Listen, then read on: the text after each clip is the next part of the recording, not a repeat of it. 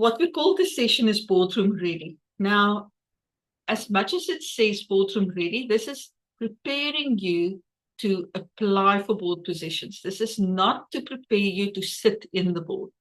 This is not a governance program. It is not about what is expected from INEDs or anything like that. This is absolutely a session to just give you some hints, to just give you a slither of a view of what it is that you need to do and how to reframe some of the things that you are doing and that you are saying, so that you can be one of those candidates that the board will shortlist and that they will look at. So boardroom ready, what boards want. And this is demonstrating your boardroom readiness and skills. And I'm specifically today going to focus on the skills, on the skill set that you need to serve on a board. Not only on your skill set, because boards need different skills, but around how to show them that you've got these skills, that you've got the skills that they need. And that is incredibly important, because if they don't know that you have got what they need, then they're not going to appoint you. They will simply say, well, we've got someone else more suitable. So you need to know how to tell them and show them who you are, and that who you are is the person that they need on their board. So now it's everybody who's ever been on a course with me knows that I'm forever struggling with this part of going from one slide to the other. I always have to go and find it. And then they have to bear with me for a little bit. So let's go. Now, this is something that I think this follows me like a Komodo dragon, although I hope it doesn't kill me. But the 7 keys to the boardroom. This is something that I always talk about. I'm forever presenting this to people, and whether it is a webinar like this or a masterclass like this, whether it is one of my coaching programs, I always refer to this, because these 7 keys you need to have to be placed on a board. Now, the first one is previous board experience. And you might say, oh, but I don't have previous board experience, so I can't serve on a board. There are ways to circumvent that. There are ways for you to show that even though you have not served on a board before, that you will be a capable board member. I have many appointments that we have appointed people that have helped people get their appointments. And then it's their first appointment. Then they've never had board appointments before. I've had people get appointed to paid roles who have never been appointed to a board before. So it's all about how you frame it, how you show that you are a capable board member. It's not always about your previous experience. Now and then you will find a position where you might read an advertisement or something like that, and they will insist, they will say there, number 1, X number of years, usually they will say 5 years or something like that, 5 years of previous board experience. The other day, I got onto a website and it said 30 years previous board experience, and I'm sure they made an error there, because they probably meant 3 years, because few people have 30 years board experience. There are a few, but usually by the time they have 30 years board experience, they are starting to leave the board world and just going into the next step in their career. So, because believe me or not, there are some steps after board work. Now, what we are going to be talking about today is the second one. It's your skill set, because skills are probably one of the most important things that you need on a board. And they are going to want to draw on the skills that you have. And therefore, showing how your skill set can enhance the value of that board, can enhance the actual working of that board and the effectiveness. that is what we are focusing on today, because that is extremely important. But I do want to go through the rest of this list, so please bear with me. Relevant qualifications and training. The one question I always get asked is, do I need to do the certified chair or some IODSA, IOD, AICD, one of those qualifications? And the answer is yes and no, because it depends on you. It depends on what your profile looks like. If your profile is strong enough to carry you into the board world without those governance qualifications, then by all means you don't need it. But at the same time, that said, those courses really show you what it is like to serve on a board. What will you be doing once you sit in that board seat? What are the governance requirements? And there are so many technical things nowadays. And with everything that's been happening, I know in South Africa, boards are at this stage being dumped with so much admin, so much red tape that they need to comply with, because we want to show the world that everything is, pardon the pun, above board. So those are the kinds of things that you learn from these governance qualifications.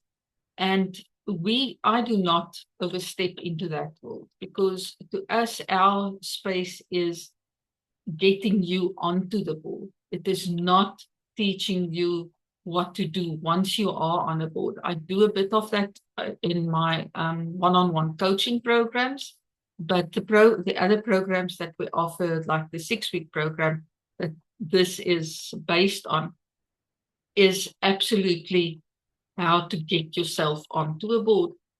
So those qualifications, like I say, it absolutely depends on you.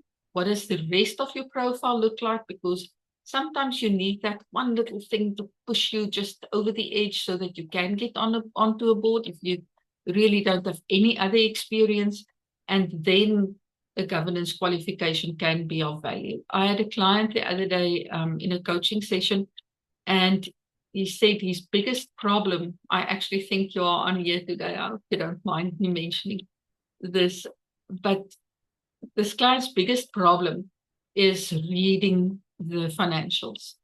And this is something, if you don't have a financial background, it is difficult to read the balance statements. It is difficult to really understand the fine print that is in the financials. And then if you are the person who have to actually present it to the board, like in his case, then you need that qualification. And I know, for instance, the IODSA has this 1-day course where you are online for 5 hours, and they really teach you in those 5 hours how to effectively read the numbers.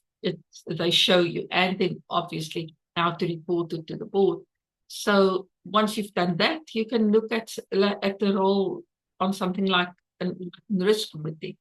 So those kinds of things are the things that they teach. I don't teach you how to read financial statements. I sometimes have to go and sit for hours with my own auditors to read my own business's financial statements. So that's not something that I teach. But IODSA, the Governance Institute of Australia, Australian Institute of Company Directors, the IOD India, all of those have governance qualifications, and they've got short courses where you can learn these specific things if you need that for your board work. Then your networks and connections. Now, it's a well-known fact that more than 60% of board appointments are being made via a network and via a connection. Now, I don't have the time now to really drill down on what types of connections are the ones that help you get appointed, because it is one of those things that's quite counterintuitive. The people whom you think will be the ones to help you gain the appointment, they are not. It is the ones who seem to be a bit further away from you, they are the ones that help you get the appointment. In my 6-week program, I spend about more than half of a session just on this, because this is so important, and it is so important to build the right network. Your network needs to be relevant. Some people think that, oh, but I've got 30,000 contacts on LinkedIn. I've got 30,000 people on my, or I've got 100,000 people on my mailing list. They will help me get a board appointment. Ain't happening. You need to have relevant connections. You need to have those guys and girls in your network that who are able to open doors to boards for you. Then the diversity factor. Now, diversity is something that's being discussed on just about every board that I work with at the moment. And we often tend to think about diversity in terms of gender and race, sometimes age as well. But diversity is so much broader. I think the one slide that I use in my 6-week program has something like 18 different types of diversity on that. And then it is like, this is just a drop in the bucket, because they are so, diversity is so much broader than that. So as much as boards have been looking towards appointing more women, for instance, and I have to say that the boards that we work with tend to really push for that. They do try to, if they can find a woman who will be an appropriate board member for them. If they have a choice between the man and the woman, they will appoint the woman. And I know of cases in Europe where men lost their board seats because these boards just we're cutting the men, we're appointing the women. So that really is an important and a strand of diversity that's being focused on at the moment. But do not overlook your other types of diversity. Diversity in experience, diversity in, for instance, ability and disabilities. So diversity is much wider than just race and gender. So please look at your own type of diversity and show them how your type of diversity can actually improve the working of the board. And then your ability to fit in with the rest of the board. And that is something I'm going to look at later on as well. You need to show them that you are not the troublemaker, that you will be able to work with this board. I spoke to a client yesterday, and we got an appointment for him last year, and this was a real troublesome board that he got appointed to. He got appointed to one of the committees of this board. And he said to me yesterday that it has been so hard to just untangle this mess of people who weren't able to work together. And it has been tough for him in the position that he is, because the committee that he serves, that he heads now, he chairs this committee, they specifically were tasked with untangling this mess. So some people had to have been let go, and they had to find other board members.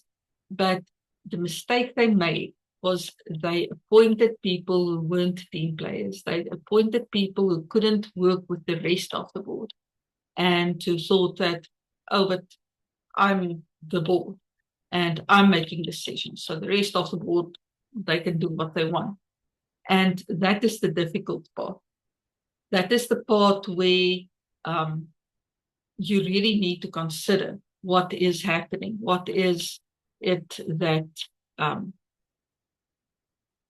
you can bring to the board and show them that you will fit in with the rest of this board. That is incredibly important. And then your passion for the industry.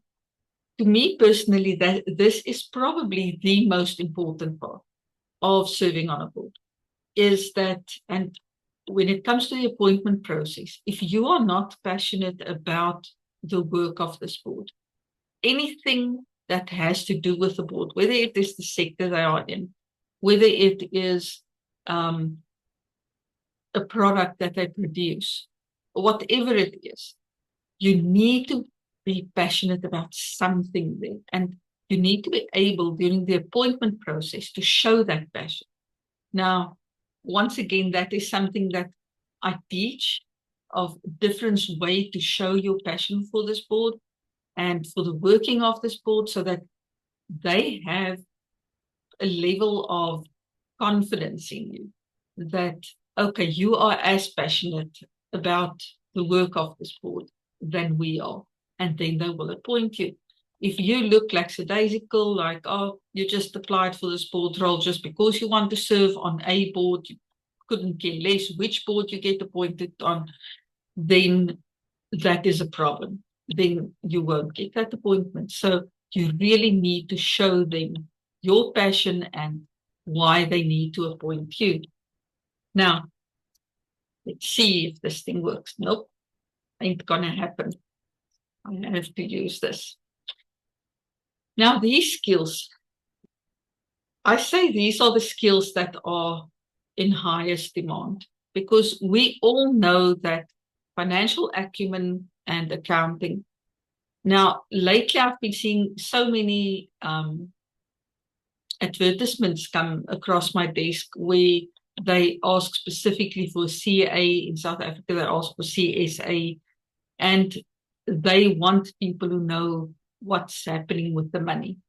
So historically, that has been the case, that they were really focused on financial acumen, accounting, audit and risk, which basically falls with your financial acumen, but also being able to see the risk and plan ahead, and then legal. If you were a lawyer or had some kind of legal qualification, no problem. You found a board seat really quickly, and just about every board was standing in line to appoint these people. But boards have been evolving, and the types of skills, just like I read an article the other day with a list of jobs that will be gone within the next 10 years, that because of AI simply won't exist anymore. And when I read this list, I was thinking about how this applies to boards. And that is why boards are evolving. And those who are not evolving, those boards who still believe that as long as we've got the legal guy here and as long as we've got people who know how to run the books and who have experience in this industry, we are, like they say, A for a way. But that is not the case. With the world, the way things are changing, boards need to have people with other skill sets as well. And that's what this next slide is about. Now, these are skills and attributes for board candidates, and you can quickly read through that, and you will see industry expertise or industry experience is something that's quite high on the list. Many boards ask for industry experience, but when often I get asked to consult with boards, and they ask me, listen, something here isn't working, and we do some coaching, we have a look at the board, at what each person's abilities are, and then they might have on a board of 7 people, they might have 6, all with experience in this one industry. But that is oftentimes a problem, because if the board wants to plan ahead and they want to expand, they want to look into broadening the scope of the business, then they need some outside input. And if they appoint those people to the board, they don't have to go and find consultants the whole time. They don't have to find additional advisors to the board the whole time. So I advise at this stage for boards to go beyond just industry experience. It's good to have 1 or 2 people on the board that works within the industry. Usually those will be your executive board members because they work in the company anyway. But when it comes to your independent, non-executive directors, if you are sitting here this morning and you serve on the board, I want to ask you, please look outside of your industry. because your board needs the insight of people from outside your industry as well. The other thing that's lately that comes across my desk just about every week is IT and digital experience. And now when I do a search and there is a program that I run these things through, and when I put the word AI there, I would say a good 20% of board roles are asking for people with in-depth knowledge of AI. Some boards I see, it's just like us, just like people, because boards are made up of people. They are a bit scared of AI. They are like, oh, this is going to take over the world. This is going to take our jobs. This is going to do things that we don't want it to do. But you need expertise in AI on your board, because AI is here to stay. AI is not going away. And if you are not using AI at this stage for something, then you are being left behind. Whether it's in your company, whether it's just you yourself, AI is here to stay. And I think at times we use AI and don't even realize, because we are on platforms where things are being shown to us. And many times it's AI that's determining what is being shown to us. So you are using AI without even realizing you are using it. Then there's communication, public relations, human resources. Now, this is a long list that I couldn't even fit it all on here, because I've got the list that is the handout that I'll be giving at the end. I'm not going to be mailing that handout, because that is absolutely the company's property. It's our intellectual property. So at the end of the session, we will be uploading it to the chat box, and you will upload it for us and you can download it from there. So please wait for that. But on that list, you will see there's an extensive list. And there's a long list of all these different skills that you can have. And then there's a box that says other, because oftentimes your skills, or you have a skill that's not on that list, and then you fill that in there.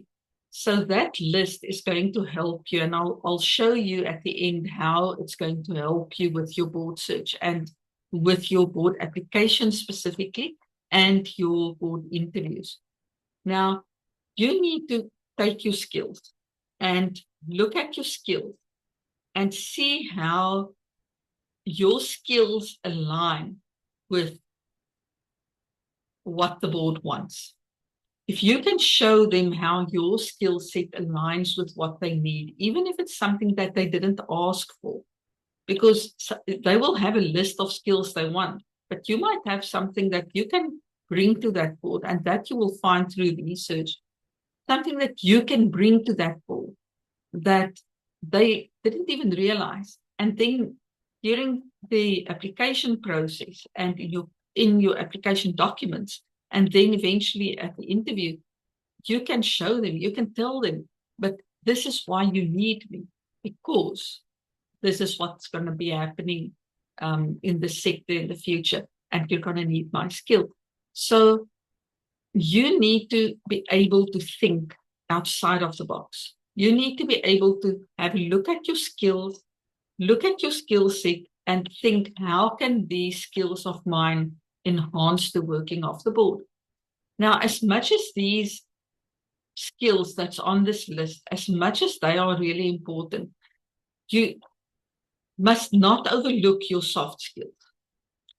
Things like your different types of leadership. You get your empathetic leader, you get your strategic leader. Those types of leadership skills are soft skills. Then you've got your EQ, which is such a buzzword, but those interpersonal skills are extremely important. And if you can show your soft skills, I'm thinking about things like critical thinking, strategic thinking, your adaptability to change, because the board landscape changes, and it's almost like since I've started in this world in 2013, it's like as if it changes faster and faster, more rapidly every year. So as the board landscape changes, are you able to adapt to it? And then probably the most important part of your soft skills is your ability to work as a team, as part of a team. Now, some people are not good team players.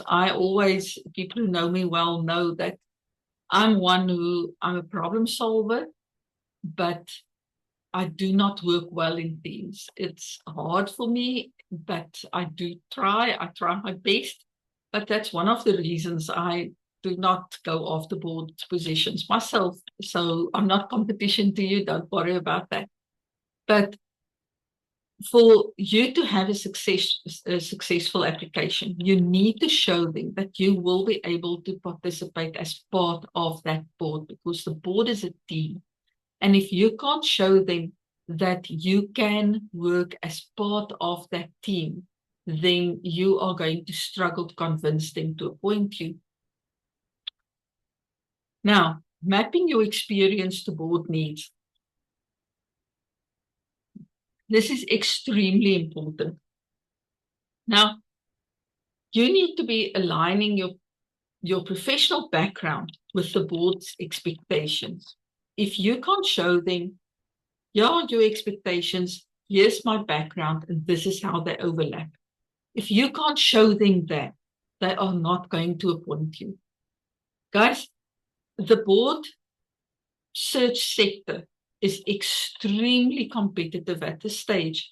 I have every time when we have a vacancy that's advertised, there are literally sometimes hundreds of people who are applying for these roles. Now, sometimes people apply just for the case of applying. They barely know what the board role is. But even the ones who would really qualify to serve on a board are many.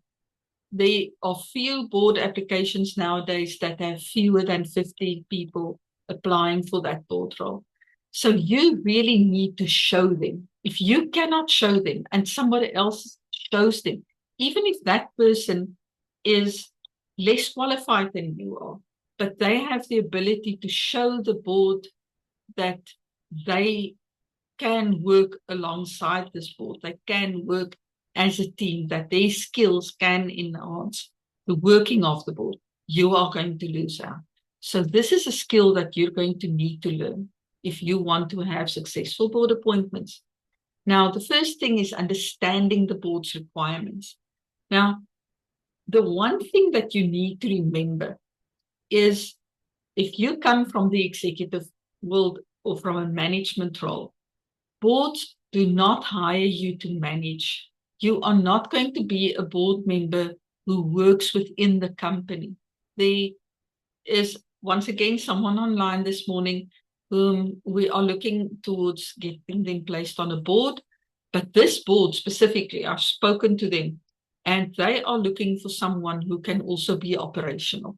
As much as they name this person an NED, and they will be serving on the board, so they will be attending board meetings, but their attendance in board meetings is going to basically boil down to reporting back to what is happening operationally.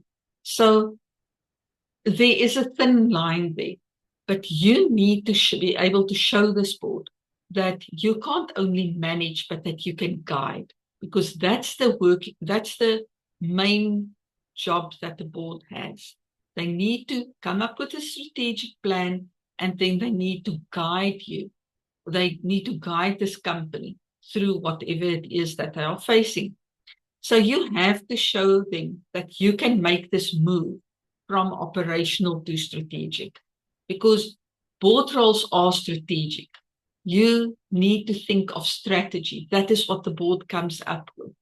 It is not your middle management person who comes up with strategy. If they come up with strategy, they might push it up the chain and until it gets to the board, and the board will look at it and say, okay, yay or nay. So you need to be able to show them that you are not just the person to work in operations. You are not just the person who can do the day-to-day job, that you are able to work strategically, that you can think strategically and help the board in that manner. Now, I have so many, I put this in quotation marks, but because I had someone the other day who said, I paid for a board CV, but I actually have a very impressive executive CV, so I don't think you need to worry about my board CV. And he wanted to swap his board CV payment for some coaching sessions. But you need a board CV. Your executive CV, at the end of the day, your executive CV is not going to cut it. You need to be able to reframe your experience so that it adheres to what the board needs. And that is essential. Your executive CV is going to show your skills. It is going to show them, oh, yes, I can serve on this board. It's going to show them, I've got this list of skills. But it's not going to show them that you can guide. It's not going to show them that you are strategic. I'm just admitting there. Sorry. It's not going to show them that you are a strategic thinker. So you need a board CV so that your skill set can be shown as more than just, oh, okay, you've got the skills to do the job, to do the executive job, to fulfill the executive role. You'll be an excellent CEO or CFO, but you won't be of much value on the board. So when you write your board CV, it actually changes that. It changes the focus to how you will be able to work strategically instead of just operational. So having a board CV is extremely important. And if you don't have a board CV yet, at the end, we're going to give you some contact details. And you have one of two choices. You can join our NED program, which I'm going to be talking about at the end. You can join our 6-week program where I teach you how to write your own board profile. I teach you how to do all your application documents. Or you can contact Janie. We will give you information at the end. You can contact Janie and arrange that we write your board CV for you. Because having a dedicated board CV for every board application is really probably one of the most important parts of your board search. And here I give away a bit of the recipe. The one thing that makes our CV stand out are the success stories. You need to be able to use concrete examples in your CV that shows your abilities. It must show that you are a capable board member. This will make your profile more appealing to recruiters and to boards. Now, one of the biggest shifts that you have to do, that you have to make, is you need to learn how to translate your career history into governance value. You need to be able to show them what you've done in your career up till now. What value will that have at the governance level? Because boards work with governance, that is their focus, that is their role. They are responsible for the governance of the company. And if you can show them how your history, everything that you've done in your career so far, how that translates to effective governance and to an ability to govern, that will be key to your board appointment. Oh, just press the key and it went over. Good job. Now, you need to be able to reframe your skill set. You cannot use the same language in a board CV that you are using in an executive CV. And this is the main focus of today's session, is I want you to walk away here knowing that there is a way in which you not only in your CV, but also you need to start, if you're serious about gaining a board role, You need to start making these shifts. You need to start reframing your skills in the way you act. You need to start reframing it in how you express certain things. You need to start reframing it in your documents, in your application documents that you submit to boards. You need to start reframing it when you go for interviews. So even in a meeting somewhere, whether it is a social gathering, whether it is a work meeting, if you can start reframing your skills and how you express yourself, that will show them, that will play a big part in showing them that you will be a suitable board member. Now, obviously, it's not what you say that matters, but how you say it. What you say does matter, but how you say it, how you express it, is even more important. First of all, it's not about the title. It's about strategic oversight and the influence you've had. When I look at board applications that come in, if you are a CEO, and please, I'm not downplaying CEOs or any C-suite role today, it's extremely important because many boards, especially your corporate boards, and even some government boards, want people with C-suite experience. So that is important. Don't think that I'm negating the fact that it's important that you are a CEO or CFO or COO, whatever the case may be. But that is not important to them, and not as important as the fact that you can influence and that you had strategic oversight. So the way you are going to express it is by telling them. You need to use those words, strategic oversight and influence. You need to make the shift in framing yourself from a CEO. Now, I used CEO there, but any C-suite role, or even any managerial role, or anything like that, to NED, which stands for non-executive director. Now, you need to learn how to translate your career history into governance values. Now, some of the things that will happen is that, for instance, you won't say, I was head of operations. Obviously, in the executive skills part of your board CV, it will say head of operations. But the way you describe it, you are going to say something like, I led enterprise-wide risk reviews, and I advised at board level on transformation strategy, whatever it might be, something like that. So you're not just going to say, okay, I was head of operations, or I was the chief operations officer. You are going to say that whole thing about enterprise risk, and because those are the buzzwords. Those are the buzzwords they want to hear when or read when they look at you as a possible board member. Now, you need to think about how your decision making affected the organization's long term.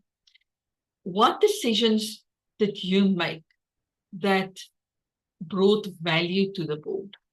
So, first of all, language matters. So recruiters chase, because ultimately the chairperson is usually the one who decides on board appointments. When it comes to government positions, the chair will decide, but then ultimately the minister will be making that decision. So whether it's the recruiter, the chair, a minister, nominations committee, whomever makes that decision, they will not only assess the language, but the tone. So do you speak like a director, or do you speak like an executive? And when you speak like a director is when you don't just say, I'm head of operations. That is when you talk about things like governance risk and enterprise-wide risk, and what will be at the end of the day the sustainability. And because they look at words like compliance. They look at words like innovation. They look at words like sustainability. Those are director words and the type of language that a director would use more than an executive. Then you need to be able to articulate your value proposition. And this is what that skills matrix that we're handing out at the end of the session, that is what that will do. That is what that will help you with, is to really frame your value proposition. So you will be saying, this is how I help a board navigate complexity, risk, and strategy. That is what you need to say. So think about your skill set and how your whole career up till now, how will that answer that question? How will that tell them? So these are my few sentences, and this is how I help this is how I will help a board to navigate complexity, risk, and strategy. So again, it is not only what you say that matters, but it is how you say it. It is really important that the way in which you express what you bring to a board is going to determine whether you get the appointment or not. Now, there are key mistakes that aspiring NEDs need to avoid. If you can avoid these pitfalls, and you need to understand these pitfalls first of all, but if you can avoid these pitfalls, it will enhance your chance at getting appointed. Because as I said, you are in a competition. This is like idols, and everybody sings well, but are you the best singer? Are you the one who's got that twinge in your voice that they really like, that they want? Are you the one who's going to bring that one thing to the board that they really want? Now, the 5 pitfalls that aspiring NEDs make, now there are other pitfalls as well, but these are the real important ones and the ones that we come across on an almost daily basis. The first thing is to rely on your title, and I've already mentioned that. Do not keep harping on your title. You need to harp on your capabilities, because being a CEO is one thing, but are you able to translate what you've done, transfer what you've done as a CEO to a governance role? So what are your capabilities? Not just CEO. Because the other day I looked at the CV that someone sent me, and it's the executive CV, because we now need to do a board CV for them. But they called it a board CV because someone told them that's their board CV. And this CV had a list of titles, dates, title, company. And that was it. That was the whole CV, was dates, titles, company. And there is no way that CV, unless they have a connection within the company who will tell the board about them and say, listen, you need to talk to this person, and they get appointed that way.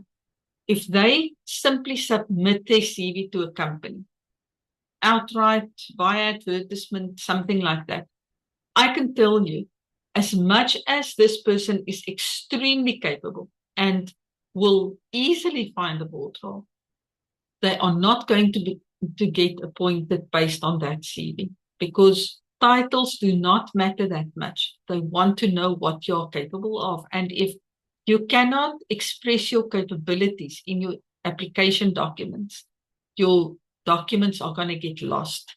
They are going to end up at the bottom of the heap, and people are going to miss the fact that you actually would have been the best person for that role. Then applying too broadly. And here I talk about throwing spaghetti at the wall. You need to have a targeted approach, because submitting a proper board application takes a lot of work. It takes you at least 2 or 3 days. I'm not talking just about the writing of the documents. I'm talking about the research that you also need to do beforehand, because there is a ton of research, and I go into the research a lot more during the courses that I present. But you need to have a targeted approach so that you don't waste your time. Simply finding a list of board vacancies, looking at, okay, this is the email that it needs to be submitted to, and sending the same cover letter, same CV, same everything. Just that is like throwing spaghetti at the wall. You need to adapt your application documents to the role that you're applying for.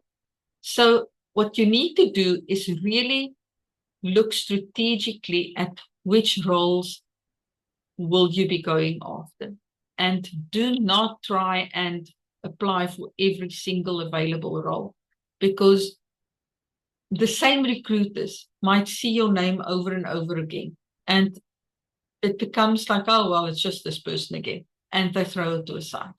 So don't just think that, well, I don't really want this role, or I won't really qualify for this one, but let's give it a try and just send it off. You can do that, more than welcome. But I'm telling you now, you're going to be wasting your time. You need to have a targeted approach to your board search. You need to know what types of roles it is that you want to go after and find those roles.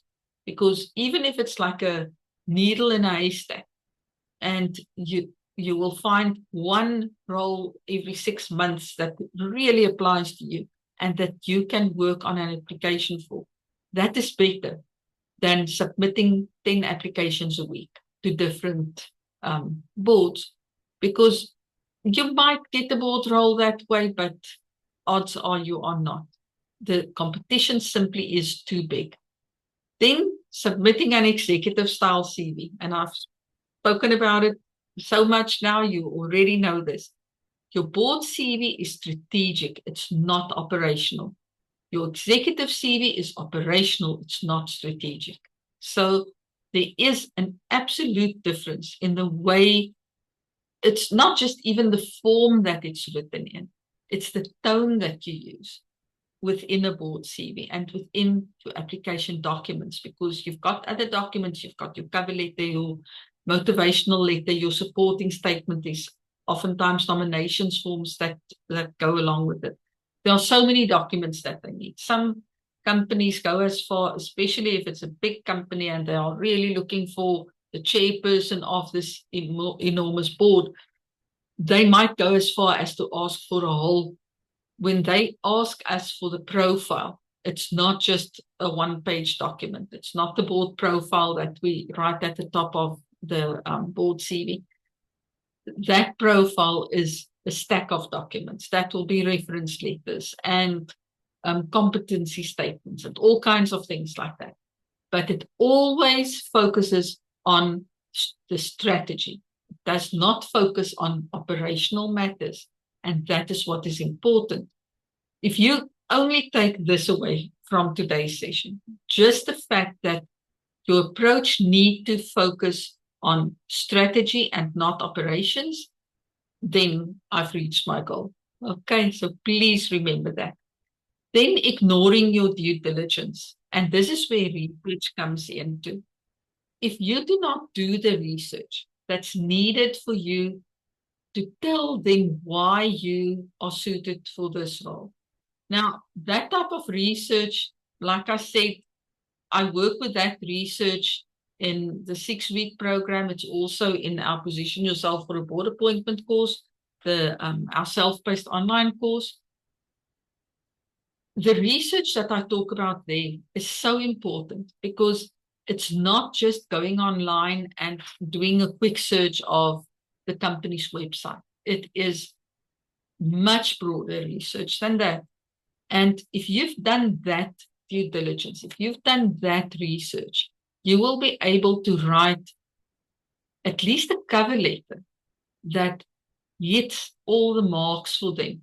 You will address certain things that you will find in your research that they might not even have asked for in advertisement. But by hitting those pain points for them, by hitting all those marks for them, you will be the one who stands out. And that's the most important thing. In this playing field that is so competitive, it is really important that you stand out above the rest of the crowd. And then overlooking the board's cultural fit. Skills matter, but so does chemistry. You need to, and this you will also find through your research, you need to find what does this board's culture look like? How does this board operate? Because a board is like a living organism, and bringing the wrong thing, if you've got a plant in your house and this plant needs something that is astringent, but you come and you put something completely different on this plant. You come and you pour milk on it. It's going to die. But if it needed some tea leaves, it's going to do really well. So what does this plant look like? What does this board look like? And what does it need? Does it need milk or does it need tea leaves? And what are you? Are you milk or are you tea leaves? So you need to see that you will be able to fit in with this board culture. And they are going to test that. They are going to, especially in the interview process, if you make it to the interview, they will already look at that in your CV and in your other application documents. But once you make it to the interview, they are really going to drill down on that. They are really going to ask you questions to show them whether you will fit in with the rest of the board, because they do not want their plant to die. If they add a tea leaf when they actually needed milk, the board is not going to do well. And they want this board to survive, and not just survive, but to thrive. So you need to be able to show them that you will fit in with this culture. Now, just to wrap up quickly, all of these things. You need to change your language that you are going to use. In your CV, in your day-to-day, where you go, where you walk, where you talk, you need to change your demeanor, you need to change your language. In your CV, for instance, you are not going to talk about words like delivered and executed. Delivered and executed will become words like oversaw, advised, contributed at the governance level, those kinds of things. And then you need to focus on outcomes. You need to focus on things like decision making. You need to focus on accountability. They want people who will be accountable. You need to use language and be able to express yourself in all your documents, everywhere you go. You need to look at your skills and how you can express that in language that will resonate with the boardroom. You need to show them that these skills that you have can resonate with what they need to do. So you need to reframe yourself. You need to reframe what you've done. Your skills are not going to change.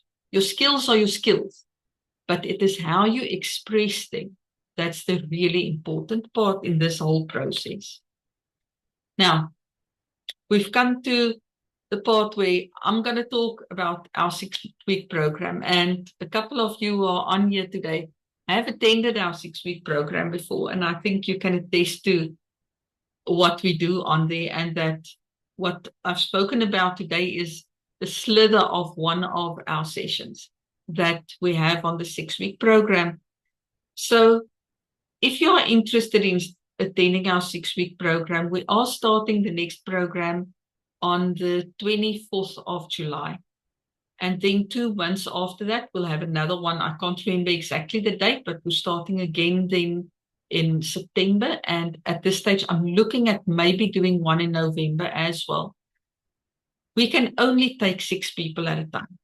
because I do not want to have 20 people on there and not be able to really engage with everyone, because those are meetings almost like this one, but you talk to me the whole time.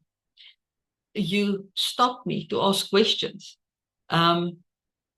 Sometimes I have some attendees that will, every single slide, they will stop me and say, okay, these questions. And then that question raises another question. And oftentimes it becomes a discussion. And I enjoy that because we learn so much from each other. I don't know everything in the world. So I learn a lot from the attendees. I learn a lot from the participants on these courses. But for that reason, I can only take 6 more people. So these courses are really limited. We cannot take 100 people on one of these courses. These are not your big thing that everybody is on and you're just a number here. You are on camera with me. You are talking to each other. We are raising a point. We sometimes discuss something that comes up on, sometimes many of the people who join our courses are current board members. They will sometimes have an issue on their current board and we'll discuss it there. So because that's a very safe space, we keep it's being treated like coaching sessions. So what is said there stays there. We do not, and everybody commits to that they won't talk about what's said there outside, because that is very important to us. Now, you can pay up front for the 6-week NED program, or you can make 4 monthly payments if you cannot pay up front. And you can visit nedcareers.teachable.com, but Janine, please drop the link to the July program for me, because that's the next one that's starting on the 24th of next month. And I would love to see a few of you on there. And if you think that the little bit that you've learned this morning is valuable, then you've seen nothing yet. Because we go through every step of the process. We go through every step of the board appointment process. Whether it is the first week where we start with you getting to know yourself and see who you are and what value you can bring to a board, or the next week where we start writing your board profile, and over the next 2 weeks, the application documents. Then we go into research and how to build your network, how to actually use, I'm going to give you my recipe of using LinkedIn. And we've literally built our business through LinkedIn. Most of you are on here today have met me on LinkedIn, or have met Shani on LinkedIn. Most of you have followed us on LinkedIn for quite a while. And most of what we do, whether it is for clients, whether we help our clients build their networks, whether it is finding a board role for a client, we use LinkedIn on a daily basis. But you need to know how to do it.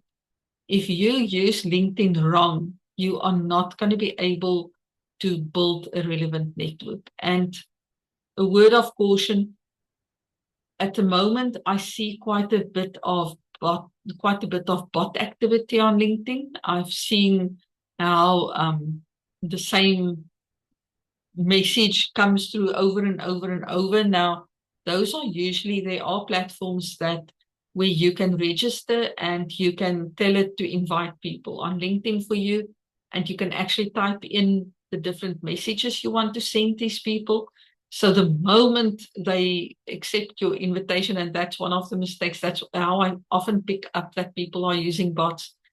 The moment that you accept the invitation, they send you this long message that's a whole sales pitch of, this is my, I build websites and you need to, I looked at your website and your website looks crap. And sorry if my website looks crap to you, but I'm not going to pay a bot. I'm not going to pay you because you don't even engage with me. You just threw this advert at me. So I unfollow those people immediately. Sometimes I've gone as far as blocking some of these bot users because it is really irritating. And that is not the way you need to reach out to people to build your network. Reach out authentically, because in a world where I can almost say technology has taken over, people are absolutely yearning for that personal touch. They are yearning for having that personal discussion with you, having a phone call. When was the last time that you've connected with someone on LinkedIn, had a little chat with them, and then decided, oh, let's have a phone call, picked up the phone and called them and said, listen, you were just talking about, I'm just going to use my example now. You were just talking about board appointments to me and how I can get onto a board. Tell me more about it. Just do that. Just be a person, be a human being. And those are the kinds of things that we teach on the 6-week NED program, is to how to authentically reach out to people so that people will be able to listen to you and engage with you and build that relationship. Because relationships, at the end of the day, I said in the beginning of the session that your networks and relationships will, in more than 60% of cases, be the ones to help you get appointed to a board. So you need to build the right relationships. You need to build a network that is relevant. And that's something that we teach. So, and then obviously we go on to some training for the interview.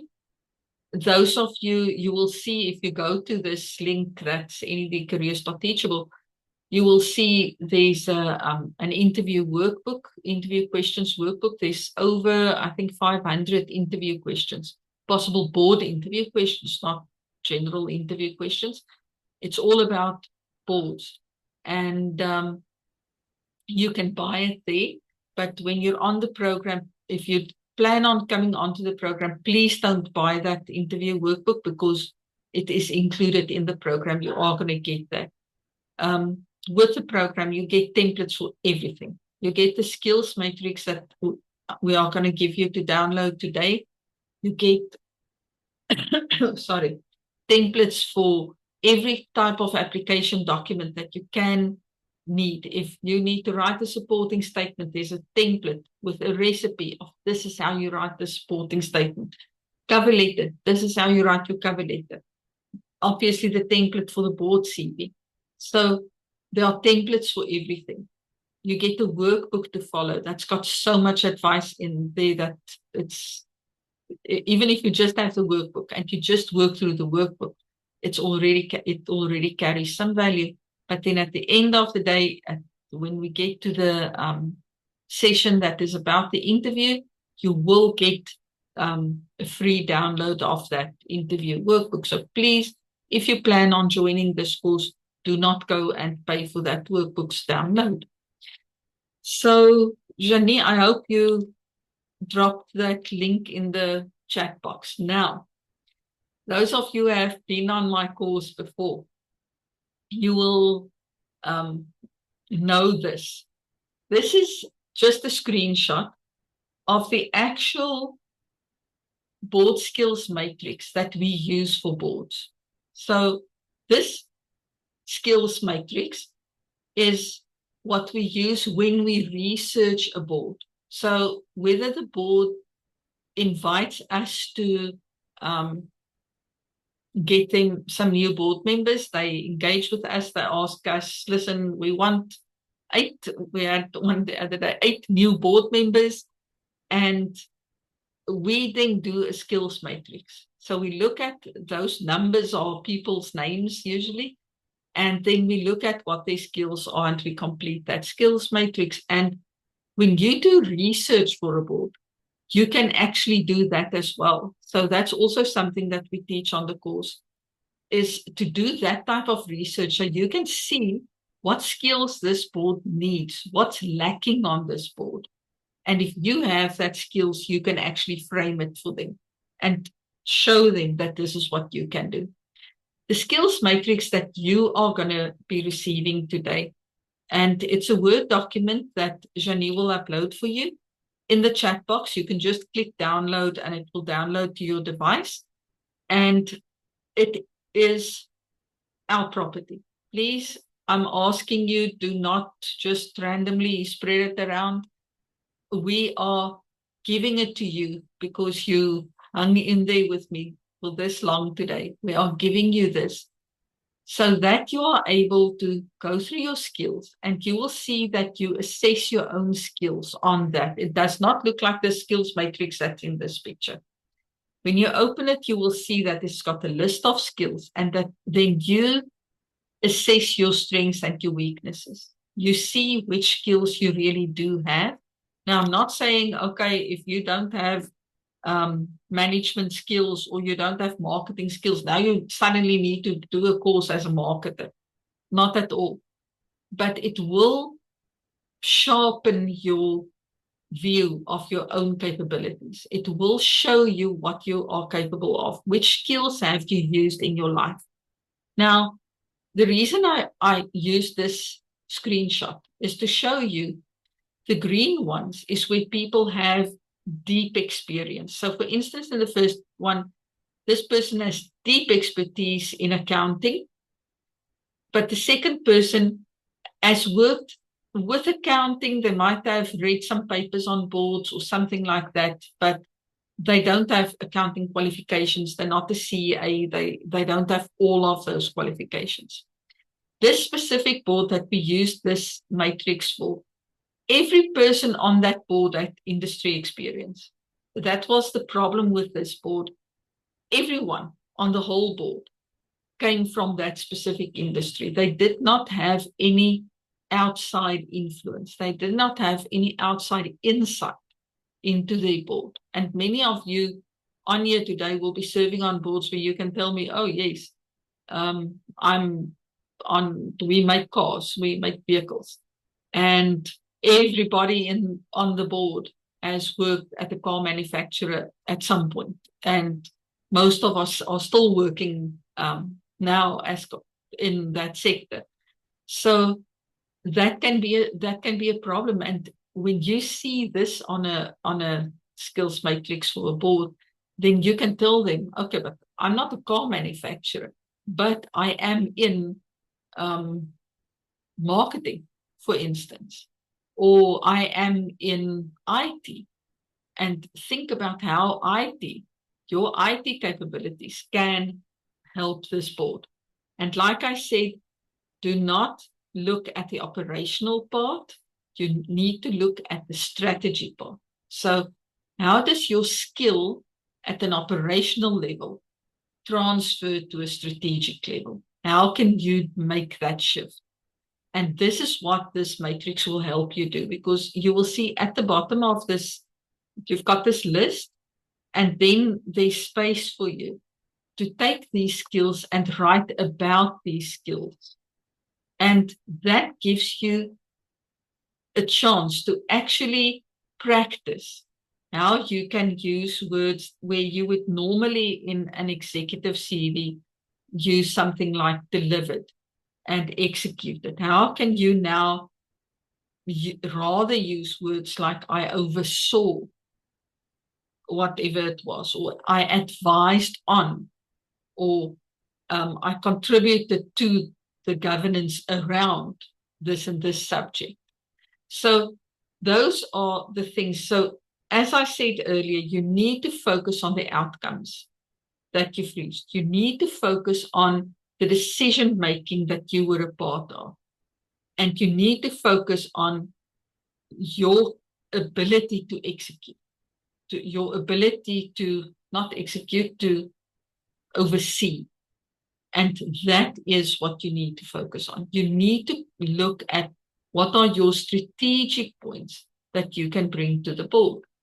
If you are looking for a job in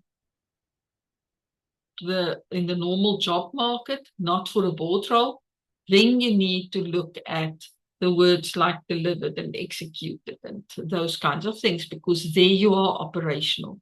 Here you are not going to be operational, you're going to be strategic. So this skills matrix, you need to use to practice that. Write out what you will say if you were asked about this specific skill of yours. What will you say to show them that what you do will resonate with their board? That the language that you use, because this might be the first time in your life that you are doing this, that you are even thinking about how do you reframe your skill set. And that is what this whole session has been about. Reframing your skill set. How are you going to tell them and show them, whether it's in an interview, whether it's through your application documents, whether it's through a social gathering where you are talking to someone who might be the person to open the door for you. So practice this. Practice using governance words instead of the type of language that you would use in your executive role. Practice using governance language. Practice using strategy language, because you never know when you run into a person who can actually help you to get the ball rolling. And then the last thing, that's Shanice's link. Shanice, please drop your link into the chat box as well. Janie is the person, she's your first port of call to get to us. Within the company, I'm the person responsible for education and coaching. So I'm the one who runs programs like these. I'm the one who does masterclasses. I run the 6-week program. I'm the one who put together the self-paced online program, and I am responsible for coaching. So anytime that you need to be coached, even if you want a board CV from us, you're going to have at least one session with me, because I need to extract these things that we've spoken about. If we write your board CV, I need to extract this information from you. So just getting your executive CV, we are not one of those companies that take your executive CV and just slot it into different headings and then say, oh, there you go, there's your board CV. We help to change that language for you. We help you to show how your skills can transfer to what the board needs from you. So I'm the one who does the coaching and the training, and then we've got other staff who actually write the board CVs for us, who write the application documents. I do oversee that. So if you get a board CV from us, someone else would have written it, but I am the one who does the final run through. I'm a bit of a control freak in that sense. So I do the final run through on the CV and the application documents to see that it is suitable for the role that you are applying for. So that is it from my side. That is everything that I have for you today. We are going to go into Q&A now. And please, if you want to reach us, Shanice did, if you already decided you want to join the 6-week program, please, like I said, there's only 6 spots available. We are not gonna take more people. I never do that, because then it becomes too big of a group and it's difficult for me to interact with every person. If you want to directly go onto that program, please use that link. If you are interested in our other services, anything else, contact Janie. That link will give you a Zoom call with her, and you will be able to interact with her directly.